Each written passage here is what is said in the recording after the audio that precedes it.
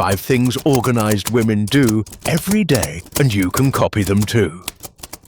If you've ever wondered how some women, even when living alone, still manage to keep their homes light, uncluttered, and peaceful without feeling cold or sterile, then you might find the answer in this video. They're not perfectionists, and they don't live as if someone might visit at any moment.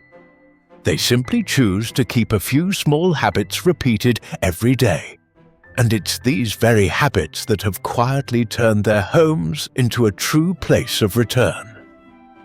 In today's video, I'll share with you 5 daily habits practiced by women who live with intention and order. You don't need to do them all, and you certainly don't have to do them perfectly. Just trying one of them can already make a significant difference in your mood, sleep, and the way you start or end your day. Each habit comes with a gentle explanation free of judgment and a simple practical image you can follow. If you live alone, if your home still feels restless despite many rounds of tidying, or if you're searching to reconnect with your living space, these 5 habits might help you begin again. And at the end of this video, I'll also suggest how to choose the habit that suits your current situation best. Just one small act is enough to remind yourself that you're still here, still alive, and still worthy of a gentle home. So let's begin with the first habit. Habit 1: making your bed each morning. As a loving gesture to yourself. You've probably heard the advice to start the day by making your bed neatly. But those with experience don't rush to do it immediately. They know some things need time to do their part. After a full night's sleep, the bedding still holds warmth and moisture from sweat breath and dead skin cells. And if you fold the blanket right away, that dampness stays trapped inside, creating a perfect environment for dust mites and bacteria, for older adults with weaker immune systems and more sensitive breathing. This isn't just about cleanliness and beauty. Dust mites are one of the common causes of allergies, asthma, sneezing, skin irritation, and that restless feeling in the early morning. That's why the tidy women I've known usually leave the bed open for about 30 minutes after waking up. They get up gently, fold the blanket to the side, pull back the curtains, open the window to let sunlight and fresh air in, then go wash up, drink water, eat breakfast, or go for a walk. They don't treat bed making as something to do right away, but as a ritual that needs the right moment. Only after sunlight has touched the sheets and the air has circulated do they smooth the edges, arrange the pillows, and lay the blanket flat again. That moment may seem simple, but it helps them feel that they're starting the day with care and a sense of control. The bed where your body rests each night deserves to be touched with calm and gratitude. It doesn't have to be hotel perfect. You don't need to fold every crease.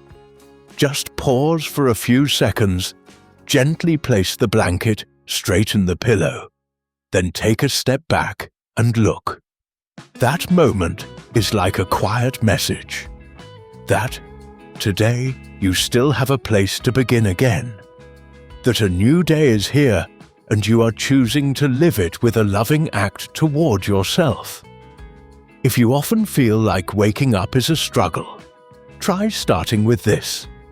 Don't force yourself to do too much. Don't blame yourself for the mess. Just let the bed breathe. Let the light come in. Let the sheets dry out the last bit of moisture. And then make the bed, gently, calmly, as if you're saying hello to the day. For seniors with sinus issues, allergies, or mild asthma, making the bed at the right time isn't just about beauty. It's about health. It helps you sleep better the next night, feel less itchy or irritated when lying down, and more importantly, it reminds you that you still have agency in your daily rhythm. You're not just reacting to tasks, you're choosing to begin with something small, light, and meaningful. If you've never tried this before, start tomorrow morning. When you wake up, don't fold the blanket yet. Just stand up, open the curtains, and crack a window if you can. Let the fresh air in. Let the bed air out. Then go about your morning as usual. When you return, the bed will be there waiting for your touch. And when you place everything back into place, your heart will feel more in place too. A bit of calm, a bit of lightness, a bit of softness. Enough to feel that you are still living, and you still deserve a peaceful, clean breathing space. If you found this message helpful, please don't forget to like, share, and subscribe. Your support means a lot to us and helps us continue sharing more meaningful stories. Thank you for being here. Habit 2: a morning corner, where you welcome the first light of the day. Have you ever woken up to a quiet morning, sat at the edge of your bed, looked around the room and asked yourself what you would do today? No meetings, no calls to make, no little footsteps or familiar voices. Just another morning beginning with a soft ray of light sneaking through the curtain, and you quietly wondering how you're continuing to live. That's when a morning corner can become your anchor. Women who live with intention don't just keep their homes tidy. They create gentle moments to begin each day. They don't rush to the kitchen. They don't turn on the TV. They don't check their phones first thing. They walk to a familiar spot where there's already a soft chair, a small teapot, a framed photo, a journal, or even just a clean tablecloth. They sit for a few minutes, doing nothing special, just breathing, just being still, just letting the first light of the day touch their face so they can truly be present before doing anything else. At that moment, the house is no longer just silent walls. It becomes a spacious place where they can show up and begin gently. For older adults, this is even more precious. When time no longer rushes you, what matters is a meaningful rhythm. The morning corner doesn't need to be pretty. You don't need to buy anything new. It could be a small table by the window where you place your warm lemon water. It could be the chair by the bookshelf where you once read to your grandchildren. It could be the balcony where the morning breeze still feels cool and the birds are singing. What matters isn't the objects, but the intention to begin there. When you go to that corner each morning, you're sending a message to yourself. I'm still here. I'm still choosing life. I'm still choosing to begin the day in my way. Some people say it helps them feel clearer, not drifting aimlessly through the morning. Some write one sentence each day. Some just look at the trees. Some count 3 things they're grateful for. Whatever it is, that little corner becomes an anchor to keep you from floating off. And truly, as we grow older, what brings peace isn't doing more, but having a kind habit to start the day. Habit 3: choose what you want to see. Some homes are not packed with things, yet still make the people living there feel exhausted. Eye strain, mental fog, emotional fatigue, just from passing by corners that feel full without knowing what they're full of. Women who live with order don't hide everything away. They simply keep what they truly want to see each day, because what we look at is where our emotions begin. Every item placed on a shelf, on a table, on the bed, on the counter, quietly creates a state of mind even if we don't notice it. When too many things crowd our view, the mind never rests. It has to process, identify, remember, and compare, and then we feel overwhelmed without knowing why. Some people cover their walls with old photos, each one holding a memory.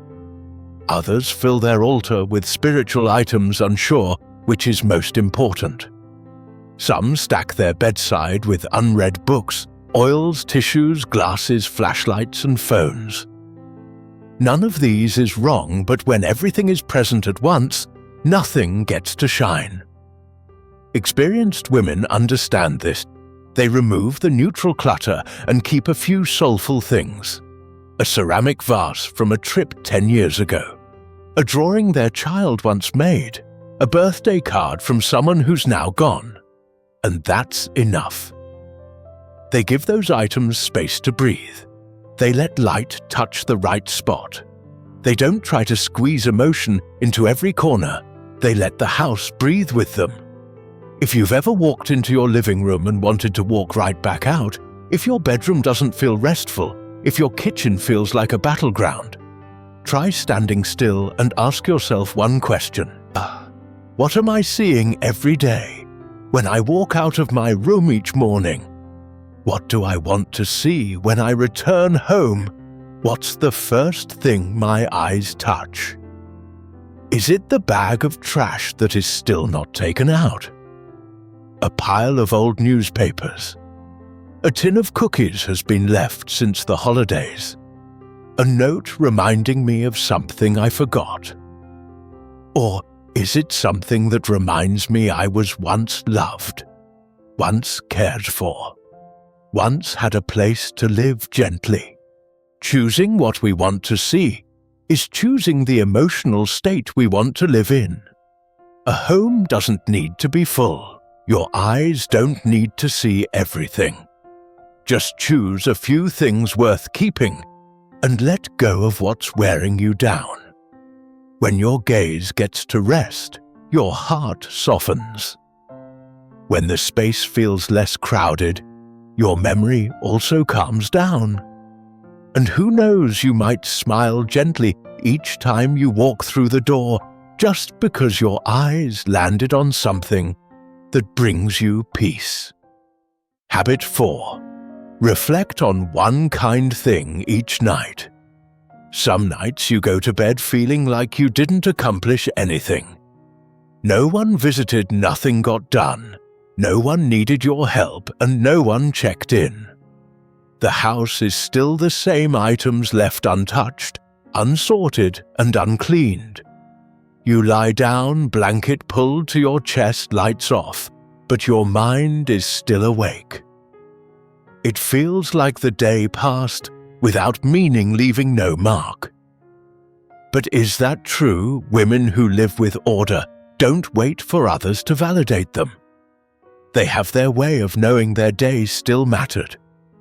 It's by reflecting on one kind thing they did that day. It doesn't have to be big. No one has to see. No one has to know.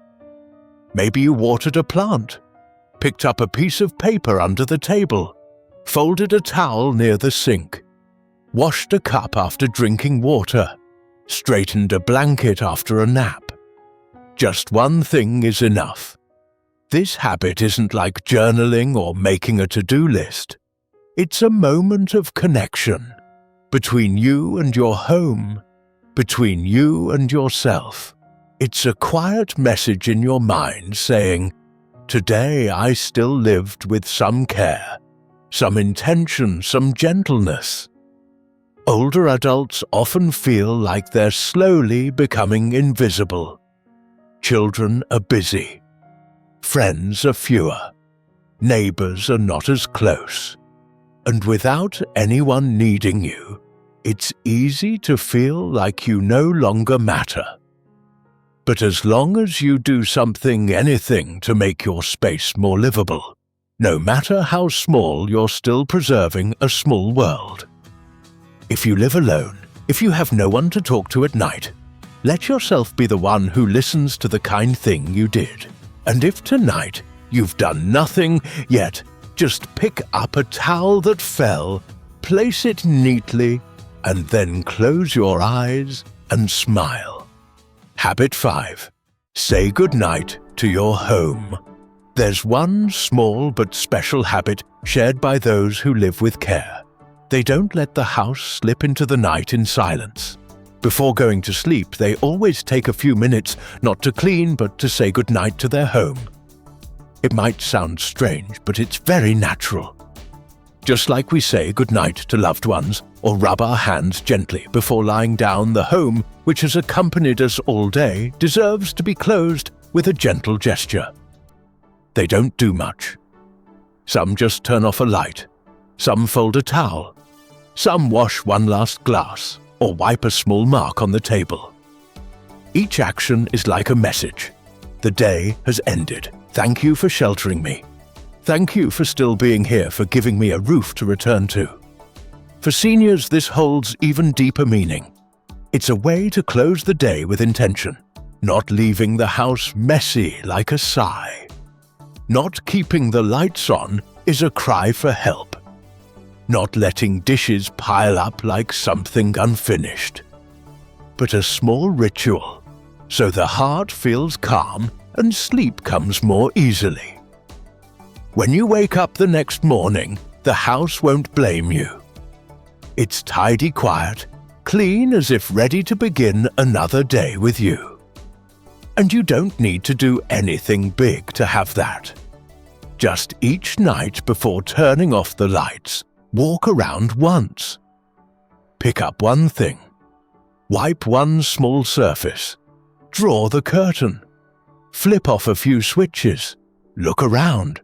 Smile and whisper to yourself, "Thank you." See you tomorrow. A day if closed with appreciation becomes a piece of life with meaning. And if you do this every day, you'll find yourself living in a warm circle, waking with clarity, sleeping with peace. And throughout the day, even if no one knows, no one sees, no one praises, it is you who has kept the home not just clean, but grateful. Thank you for watching to the very end. If you found this helpful, please like, subscribe, and leave a comment so we know you're there. Your support means everything to us. See you in the next video.